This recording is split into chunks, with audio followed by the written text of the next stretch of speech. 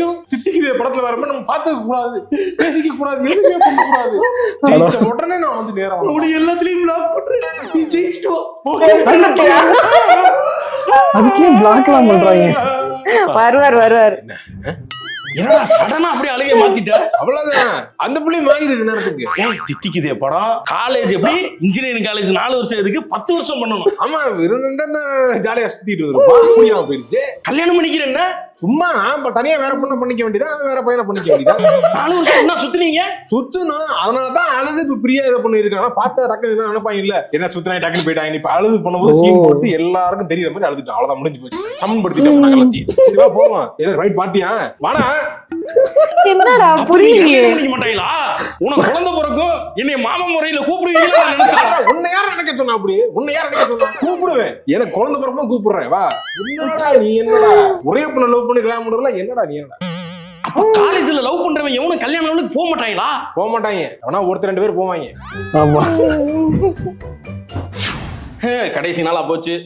Sir பாரு, பொம்பளை பிள்ளைங்க எல்லாம் வந்து விழுந்து ஒப்பாரி வச்சு இளவு வீட்டுல அழுகிறத கூட ஓவர் அழுகிறாரு. ஆனா எனக்கு அந்த மாதிரி அழுகுறதுதான் சார் எனக்கு. நான் முகரே பார்த்ததுல இருந்தே மனவரு என்ன சொல்றேன் இல்லடா, டைம் முடியறதுக்கு முன்னாடி வரைக்கும் தான் நீ சாரு, நான் ஸ்டூடெண்ட், அவ்வளவுதான், நான் காலேஜ் முடிச்சுட்டேன். நீங்க தப்பா புரிஞ்சுக்கிட்டு இருக்கீங்க. இவ்வளவு கோவம் உங்களுக்கு வேணாம் கோபி.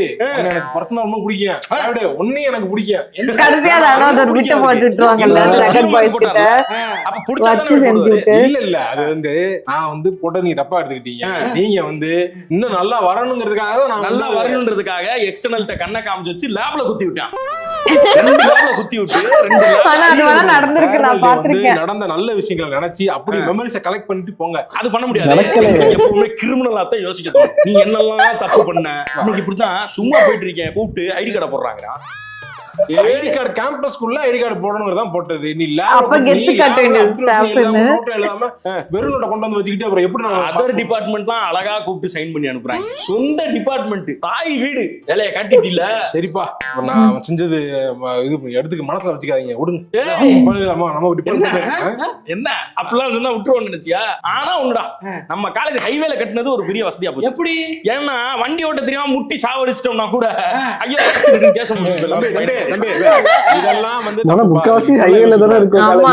நான் எனக்கும் குடும்பம் வச்சிருக்கேன். டிராக்டர் வந்து இப்படி வளைக்கிறப்ப டக்கு வளர்ந்துருவாங்க. அப்படியே கரெக்டா போகணுங்கிறாங்க எல்லாமே. டிராக்டர் மட்டும் அப்படி கரெக்டா போகணுமா ஹைவேல? மாசமா ஹாஸ்டல்ல தங்கிட வேண்டியதான். இவங்க வெளியே போனதா புண்டாங்க போட்டு 2 மாசத்துக்கு அப்புறம் வந்து தானே ஆகணும். பாவம்.